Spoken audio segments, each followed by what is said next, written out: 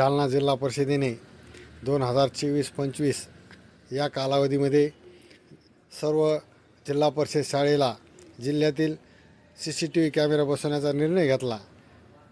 या कॅमेरा बसवण्याकरता 2,99,46,00,000 रुपयाचे टेंडर काढण्यात आलं। ते टेंडर परभणी येथील श्री स्वामी समर्थ एंटरप्राइजेस या संस्थेने घेतलं व त्यांनी घनसंगी तालुक्यातील नवनाथ वाघमारे या व्यक्तीला टेंडरचं काम करण्याकरता दिलं।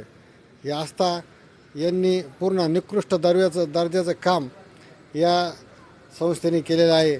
CCTV असतील, LCD असेल, तिचे पॉवर बॅटरी असेल, सर्व कॅमेरे असतील, केबल असेल, हे सर्व निकृष्ट दर्जाची वस्तू वापरल्या व जास्तीचं बिल काढून सनी शिक्षण अधिकारी यांना संगनमत करून सनी यांच्यामार्फत हे बिल पास करून घेतले।